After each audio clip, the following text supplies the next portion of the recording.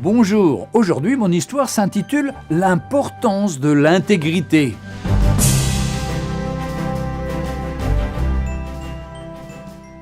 Il y a quelques années, un prédicateur accepta d'aller servir Dieu à Houston, dans le Texas.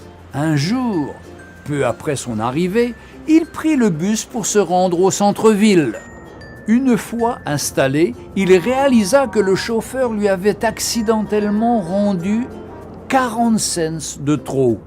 Il pensa « Tu ferais mieux de rendre ces 40 cents, ce serait mal agir que de les garder. » Puis, il pensa à nouveau « Oh, oublie, ce ne sont que 40 cents après tout, qui se soucierait pour si peu ?»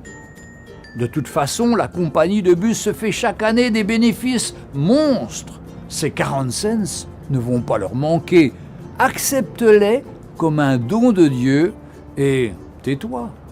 Arrivé à destination au moment de sortir du bus, il hésita, puis tendit les 40 cents au chauffeur en disant « Monsieur, vous m'avez rendu trop de monnaie. » Le chauffeur lui sourit, puis répondit « Êtes-vous le nouveau pasteur de l'église de cette ville ?»« Oui, monsieur. »« Eh bien, depuis un bon moment, j'avais pensé fréquenter une église.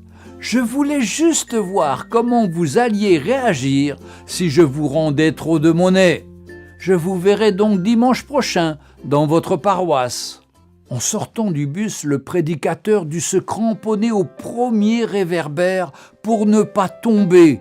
Et il dit « Oh, mon Dieu, j'étais à 2 doigts de vendre ton fils pour 40 cents. » Nos vies sont la seule Bible qu'un bon nombre d'hommes et de femmes liront durant leur temps sur cette terre. Cette histoire est l'effrayant exemple de comment notre entourage nous regarde en tant que chrétiens et comment ils nous testeront comme tels. Restez toujours sur vos gardes et souvenez-vous, vous portez le nom de Jésus sur vos épaules lorsque vous affirmez être chrétien. Alors, surveille tes pensées, elles deviennent paroles. Surveille tes paroles, elles deviennent actions.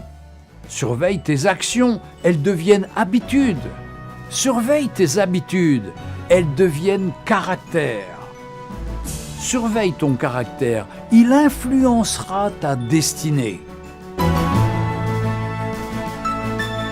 Retrouvez Un jour une histoire sur www.365histoire.com.